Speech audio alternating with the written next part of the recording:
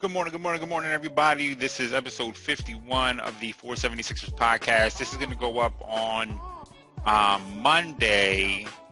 So it's not going to be super duper helpful if Justice for the blind, just something that'll find in the rhyme that are coming from Miami completes the speed of the Bucks on Sunday. So anyway, we're going to talk about the round two of the playoffs. We're deep into some of these series, so this is not kind of fresh. I wanted to do it earlier, but I decided to take the week off. You may have noticed that my voice has not been resonating in your brains for the last week, and that's probably a good thing for you. It's a good thing for all parties involved, I would guess, because who the fuck wants to hear me talk that often for 50 weeks straight? So we're going to talk about the playoffs here. I think there are some interesting storylines possibly. I do want to give myself a little bit of credit. I definitely had called pretty much the entire first round of the playoffs except for the Rockets. But even that was a little cutesy, saying that I thought the Thunder would beat the Rockets. Not to walk it back. I did think the Thunder could definitely beat the Rockets. It was weird to me. I don't know when I was watching, as I watched that series unfold, I really just didn't understand why the Thunder refused to go small at any time.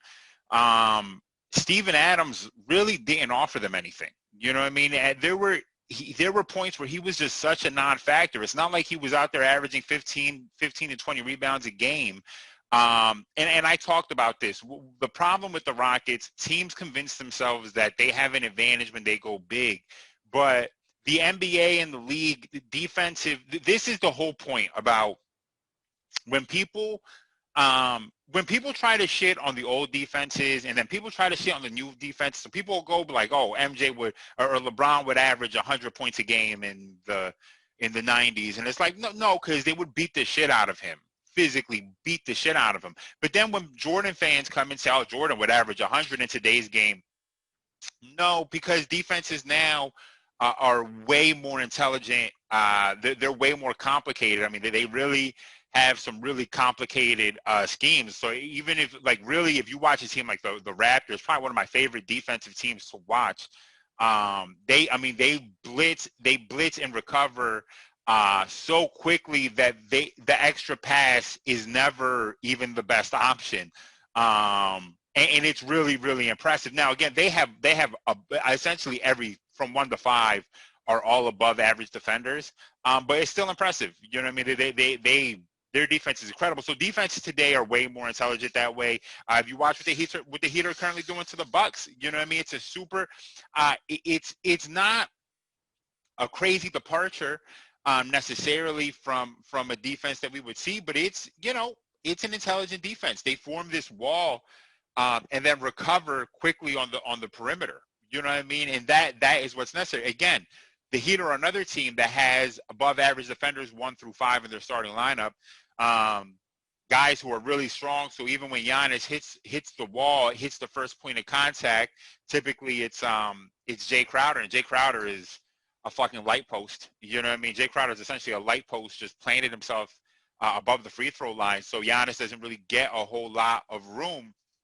This is what credit to Bill Simmons. I know we people disparage him often, and I can be critical of him as well. But this is kind of what Bill Simmons was talking about for a long time. That we needed to see Giannis really. We needed to see Giannis show a skill set that told us that in the half court he could get a bucket. You know what I mean? And, let's talk about that. Let's talk about Bucks Heat, since that's the most egregious thing.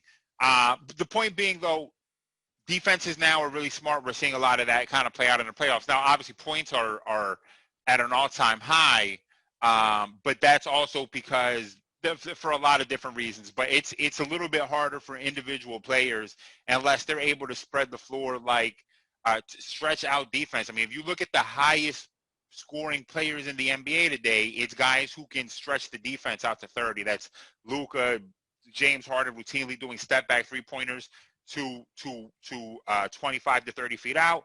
Guys like Dame pulling up from the logo, right? These are your leading scorers. Guys like Kevin Durant will come back and be a leading scorer. Why? Because he can shoot from 35, from 30, 35. So anyway, Let's talk Bucks Heat. Yeah, Giannis. Yeah, we needed Giannis to show that he had some sort of ability to score. It's the same thing we've seen with Ben. And with the shots last night, I mean, he went 0 for 6 from the three, and that is the argument as to why Ben shooting three-pointers doesn't fucking matter. It's not about Ben shooting three-pointers. It's about Ben shooting 40% from three, right? Or 35 to 40% from three, because otherwise they're going to just leave him open anyway. And that's exactly what they did against the Bucks. Giannis was 0 for 6. They allowed him open three-pointers. They what they did was, it's almost like, and this is what a good defender does, in my opinion. This is what good defenders do. Good defenders alternate how they challenge your shot, right? And the reason is because when you're used to the same exact challenge over and over and over again, the same type of challenge from a defender, it gets really easy to time that and shoot over it, or to pump it and shoot. And you can find yourself in a rhythm because you already know what to expect when they're coming to challenge the shot. Good defenders alternate the way they challenge it, and that was exactly what happened yesterday. There were times where they left him open, times where they charged him, times where they jumped on his contest. So they were alternating that three. He never got comfortable from three. So he's 0 for 6 from three. They formed that wall. And at certain points in the fourth quarter, he just, not only was he not aggressive enough, but this is Mike Budenholzer. This is on Mike Budenholzer. Now, I talked about this previously, about Budenholzer kind of low-key becoming the new version of the super successful regular season coach, not successful postseason coach. I don't want to completely shit on him because his Hawks tenure didn't have great. He had fucking Al Horford. Now, Al Horford was good back then, but still, that was, he didn't have like he wasn't out there with the world beaters, you know what I mean? And he's still not out there necessarily with the world beaters, but he is out there with the MVP and arguably Defensive Player of the Year. Which is funny because Jimmy definitely said he can't guard me to Giannis, and I know everybody was jumped right on it, except that Jimmy made that one shot, and then for the next 3 possessions that Giannis guarded him, there was a turnover and 2 misses. So whatever. I'm getting really irritated with the Jimmy thing. It's good for him. Like, God, man, I'm not a hater. I'm not a fucking hater. But the Jimmy love is driving me insane. I mentioned this on the Sixers podcast about how because Jimmy was playing well, the stories that came out were going to amplify and make everything fucking worse. Listen, credit to Jimmy. I'm going to give him some credit here. He definitely single-handedly, well, not single-handedly, the whole team did, but he being the face and the voice and he barks his force of will essentially, his force of will completely overtook the Bucks, and you saw it happen in the fourth quarter last night. I mean, and Friday night, it was impressive. It was crazy. So I'm gonna give him the credit for that, no question about it. But acting like Jimmy is not necessarily a superstar. This is more about what the Bucks aren't than what the Heat are, in my opinion. You know what I mean? We're going to see what's going to happen when he sees the Celtics in the next round, arguably, and the Celtics are not scared of Jimmy. You know what I mean? I'm sorry. You think Tatum has faced down all the best players already? You think Tatum's going to walk into Jimmy just because Jimmy barks a lot and be scared of him? I don't see it. You think Kemba's going to do that? Kemba lit up Jimmy last year for 50 when he was here, if you don't remember.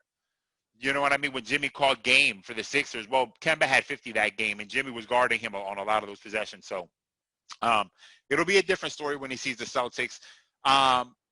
This is about what the Bucks aren't. You know what I mean? They don't find any creative way. Again, just like us, both from San Antonio, they learn nothing from Pop. You know what I mean? Because they find no creative ways to get the ball to Giannis or to get Giannis involved in any way. You know what I mean? They just don't find any creative ways to do it.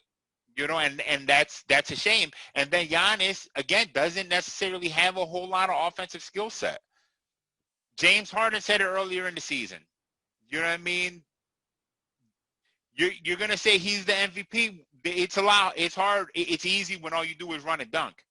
You know what I mean? And James Harden, again, I've been talking about this the last couple of days with a few of my friends.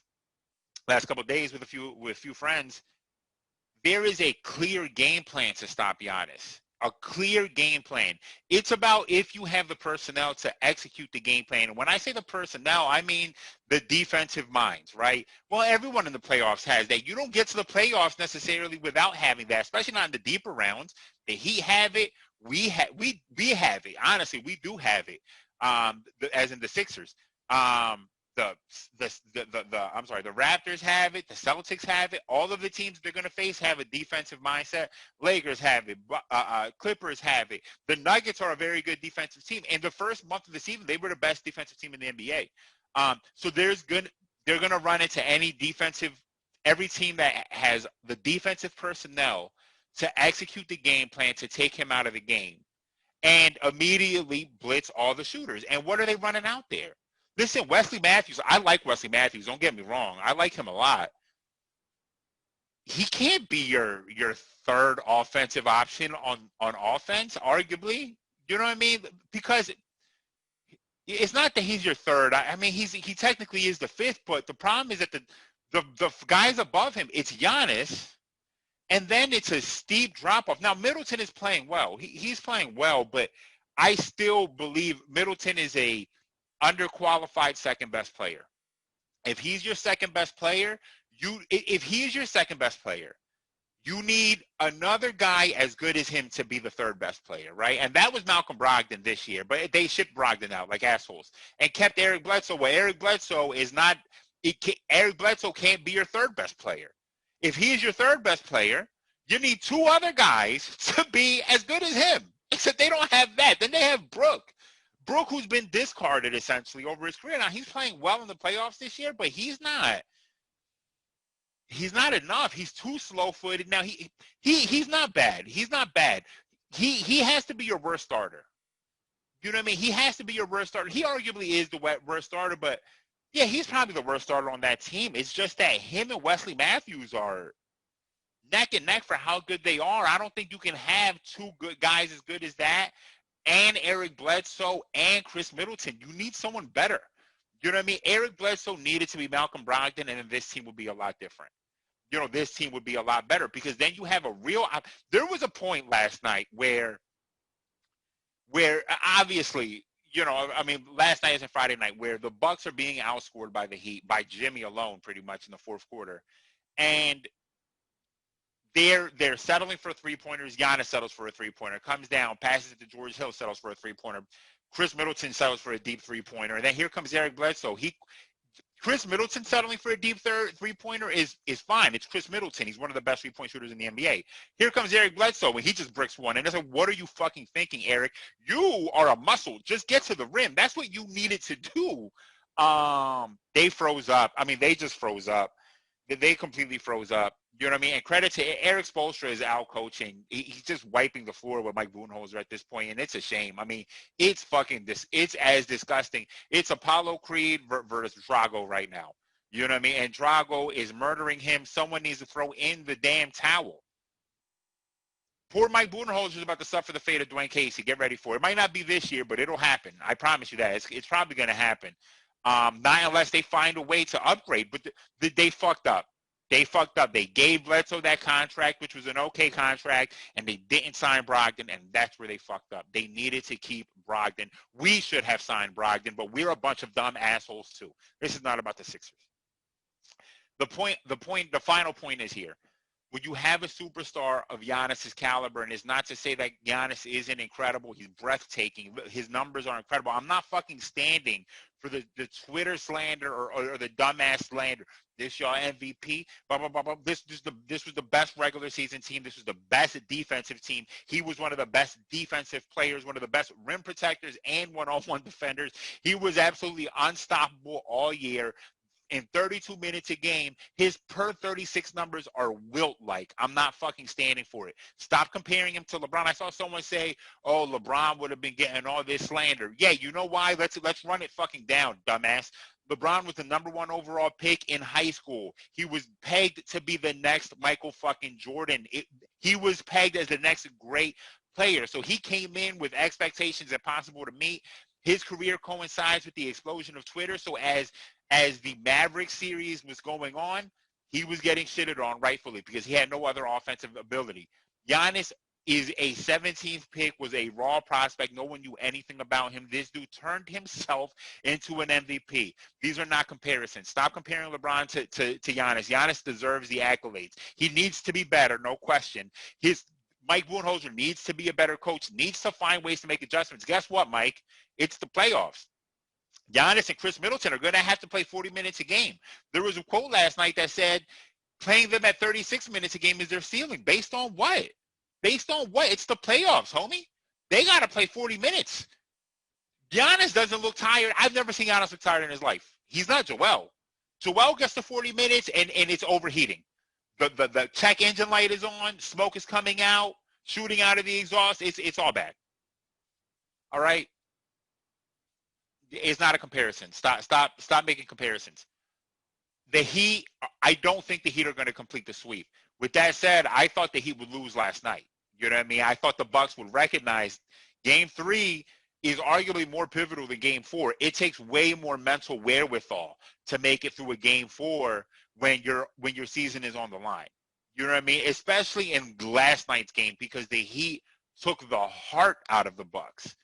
You know what I mean? You saw it in the last 3 minutes. I mean, it was depressing. You know, it was an animal who knew it was about to die. So we'll see. Rockets, Lakers. Rockets beat the Lakers again. The point I was making earlier about defenses being smart in the NBA, the Lakers don't have an advantage playing two bigs unless both of the bigs are Anthony Davis. You know what I mean? They need to cut the shit. AD needs to play the 5, especially in this series, because the Rockets thrive on, and it's fucking maddening to watch. Because guess what? You know who else got outcoached in the series just now is Billy Donovan. A lot of your favorites for coach of the year got outcoached.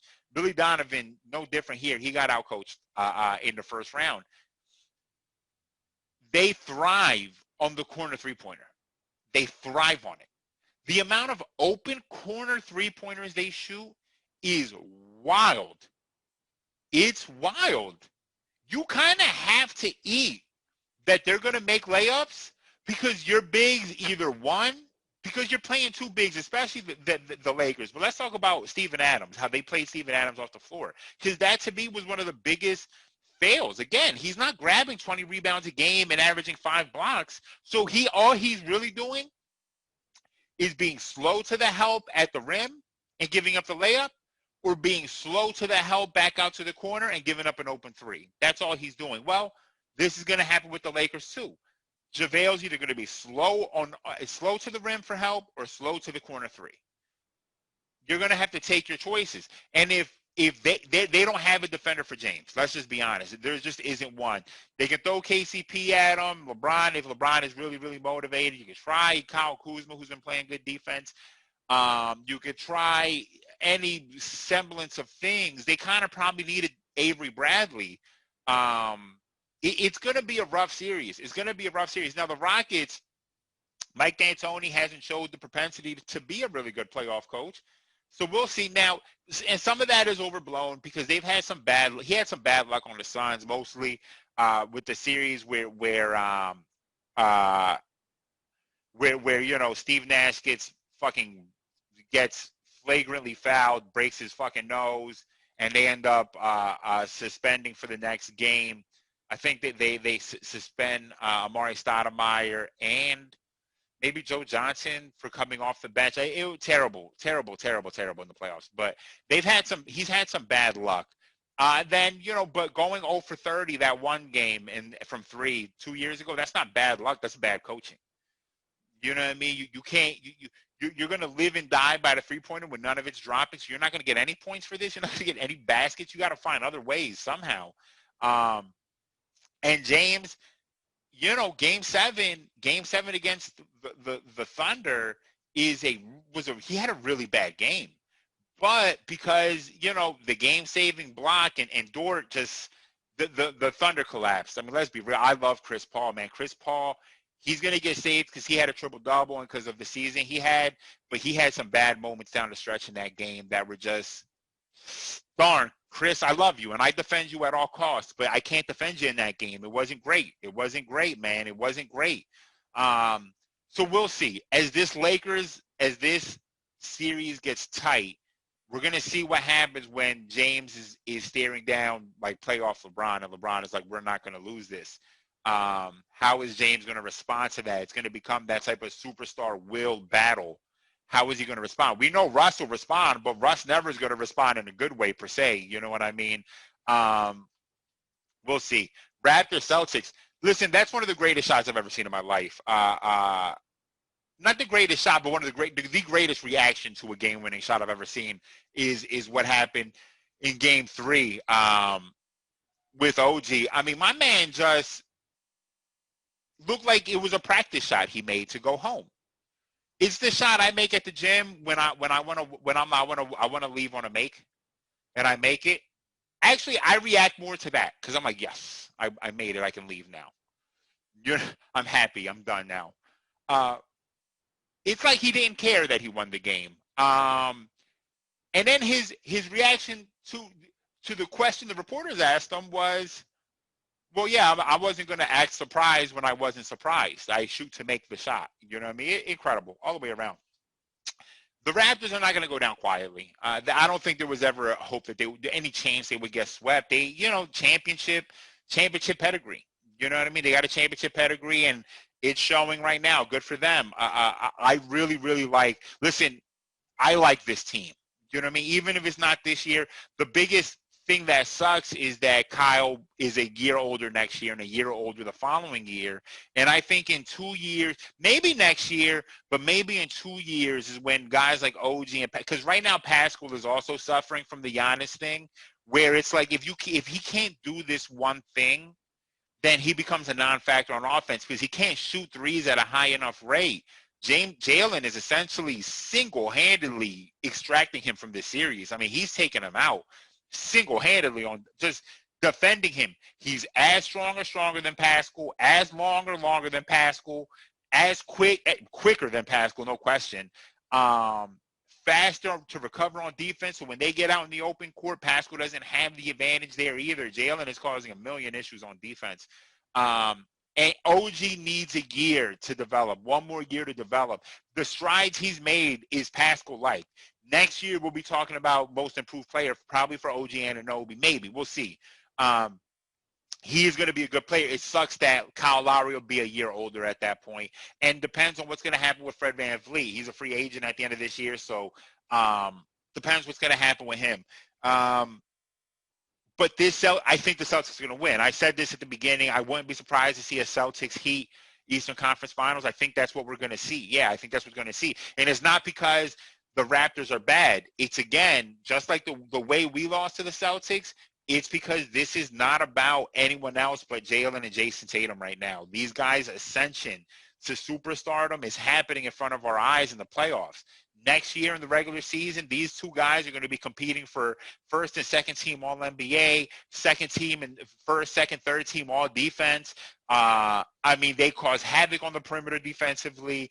Offensively, they both have complete skill sets. If they take another step in this offseason to next year, it's going to suck for us. It's going to suck for everybody. You're going to have a 25 and a 20-point scorer on the same team, both guys being all defensive potential. You know what I mean? And that fucking sucks for us. Plus, a point guard who can get them a bucket. Listen, they almost lost. The Celtics almost won. Why? Because the play before OG hits that shot. Listen, they got left with half a second left and made a miracle shot.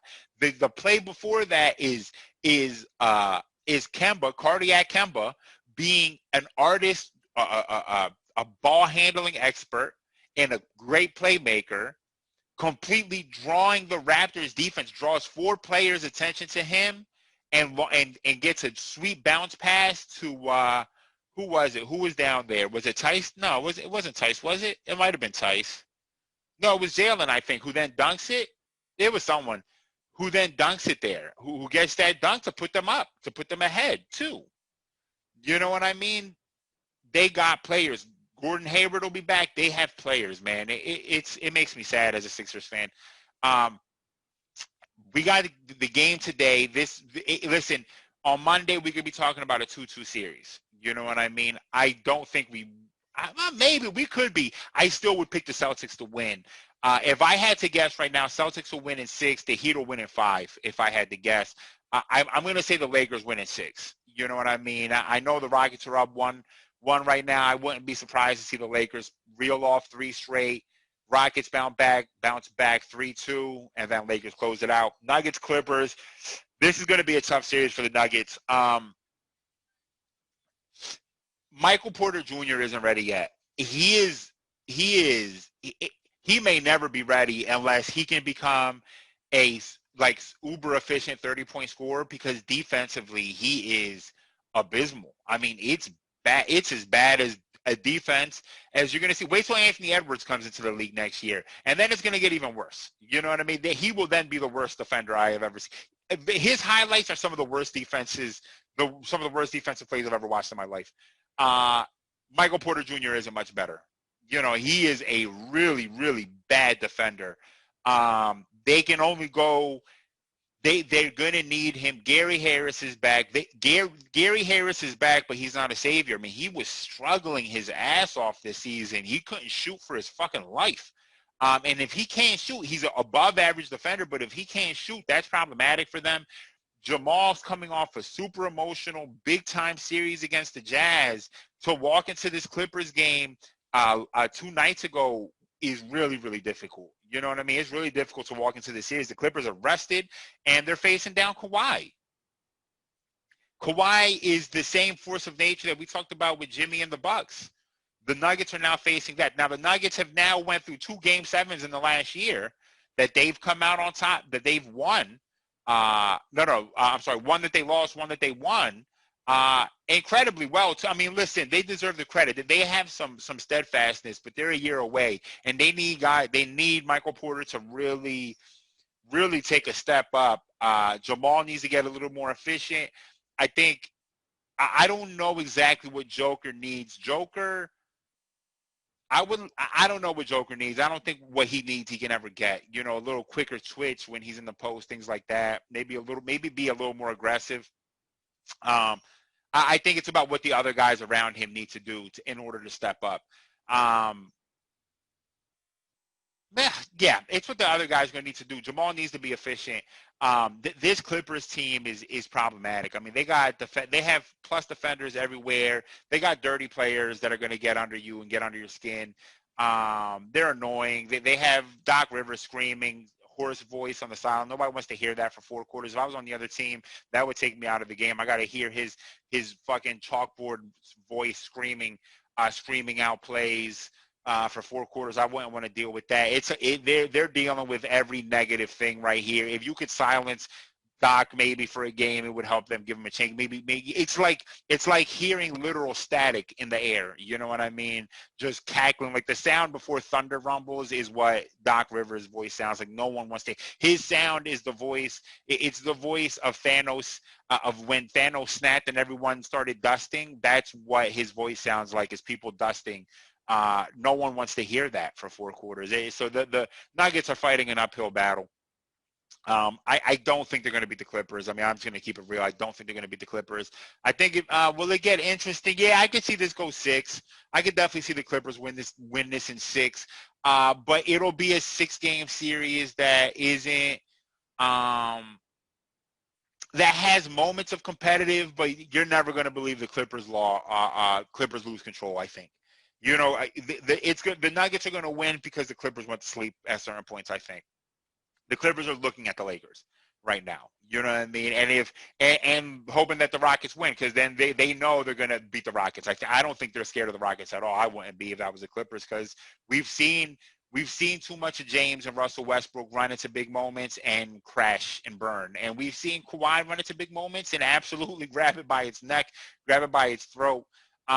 We've also seen Paul George do it, but it's different when you have one guy who does it. You know what I mean? Who has been there and is going to take advantage.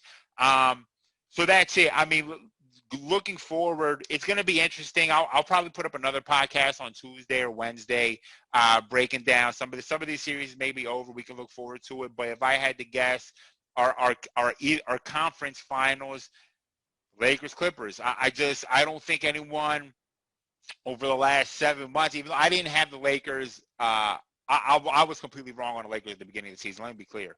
I thought the Lakers would not be as good as they have been. But LeBron is timeless. You know what I mean? That dude doesn't age.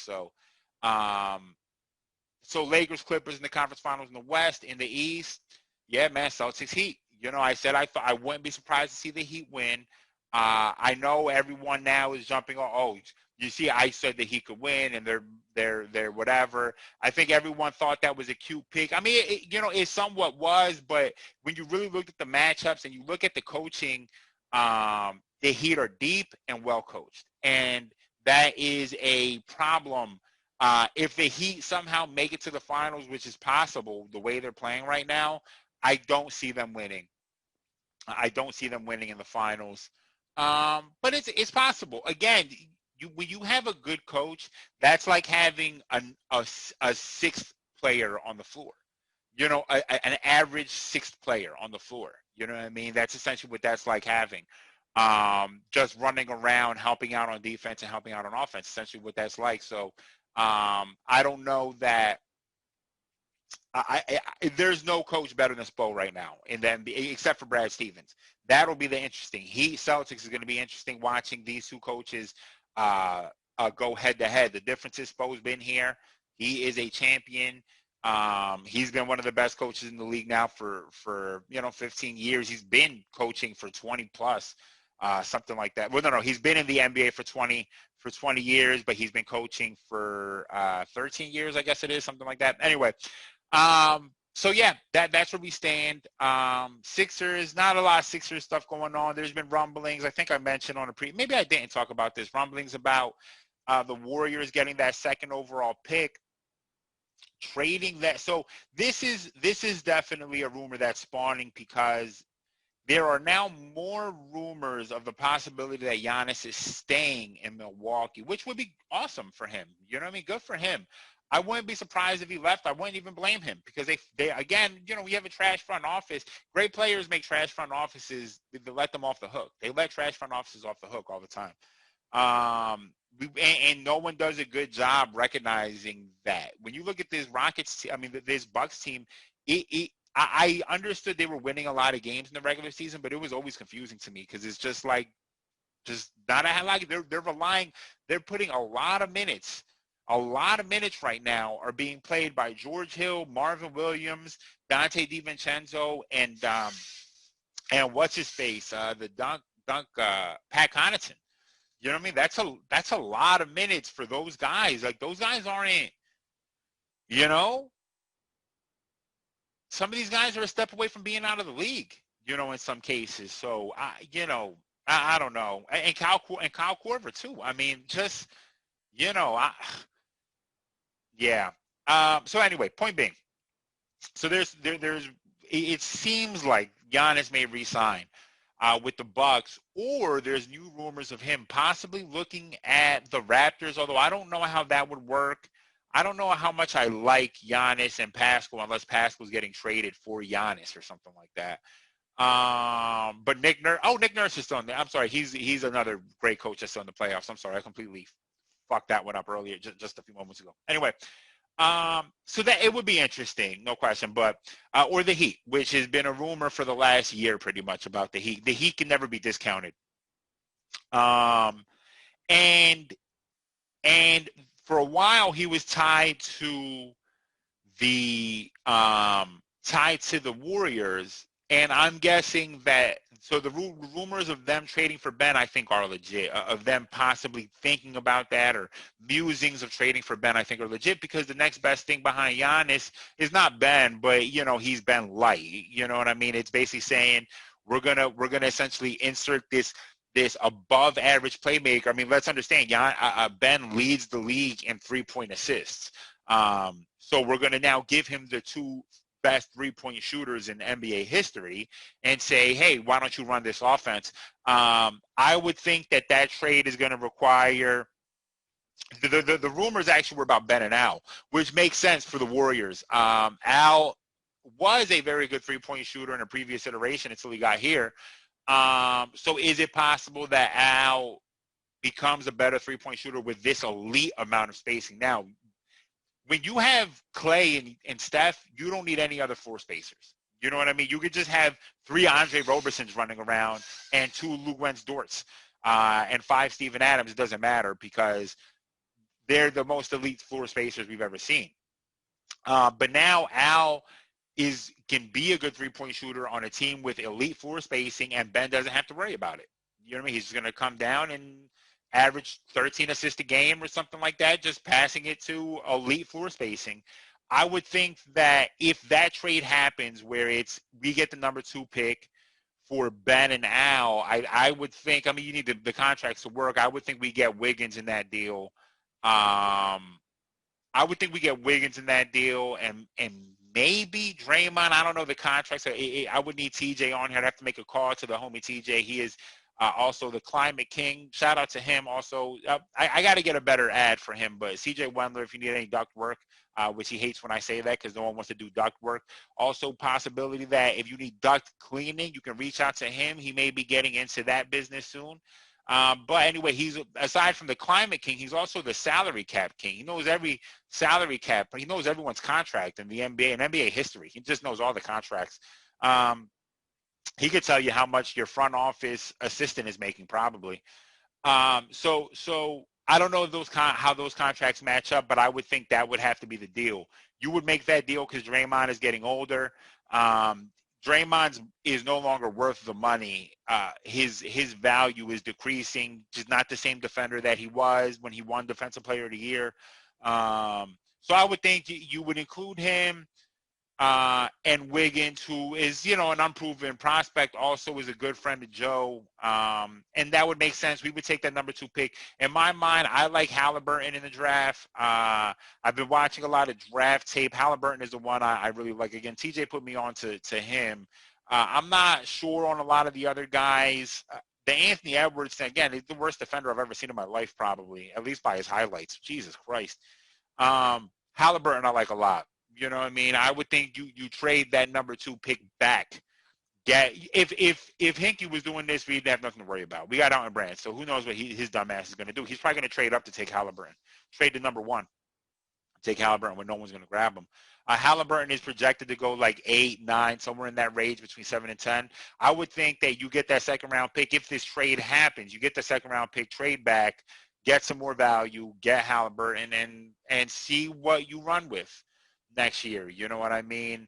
Draymond being here maybe helps, gives us a little edge, gives us a leader in the locker room, gives us a voice, someone who can echo the sentiments of the coach. Listen, the Tyronn Lue thing, I'm not super happy about Lue if we hire him, but I will say this about Lue. There's something to be said about his maybe not the X's and O's in terms of coaching. It's hard to tell. It's hard to tell X's and O's when you're dealing with LeBron and you're dealing with Kyrie. These are elite isolation NBA players, guys who need the ball in their hands to make things happen. And that's not because of coaching or game plan. It's who they are. LeBron does not want to give the ball up. He does not want to secede the ball to other players. Unless it's Kyrie, someone who's an elite playmaker, an offensive basketball player. So hard to say what he is as a coach per se. You know what I mean? We don't really have a whole lot of documentation on him coaching without LeBron. What we do know is he has some ability to lead, some leadership. It takes a lot to manage those personalities. Kevin Love, Kyrie, and LeBron were not 3 easy personalities to manage and get the most out of it. He did a good job. And a lot of goals, they were down 3-1. He took over the reins and stewarded the ship and got them to bounce back essentially. Now, a lot of that also has to do with greatness from LeBron, but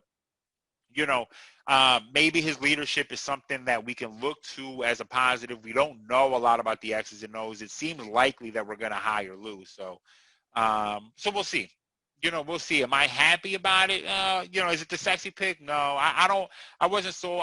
The Steve Nash thing. I don't know that Steve Nash was gonna. We don't know anything. We just don't know what we don't know. You know what I mean about Steve Nash. So I'm not really necessarily hurt that we didn't talk to Steve. I don't think anyone knew that Steve Nash was even trying to be a head coach. I don't think anyone even knew that. So there are some options out there. I talked about Stan Van Gundy a couple times before. he's been deep in the playoffs. He's been to the finals, but again, another kind of, to me, not exactly sure on him. So, we'll see. I don't know. Not enough changes in the front office for my liking. You know what I mean? You fired Brett, and that's all we've seen, and that isn't enough. I'm not going to spend another 15 minutes shitting on the Sixers right now. We talked about everything we need to talk about. That's it, everybody. Wash your hands out there. Stay safe. Wear a mask. Black Lives Matter. Arrest the cops who killed Breonna Taylor. You know the drill. Let's just keep it a buck. Knuck if you're buck, and let's keep it that way. Everyone stay safe out there, and that'll be it. Yo. Yeah. Justice for the blind, just something that'll find in the rhymes that are coming from my mind. Used to come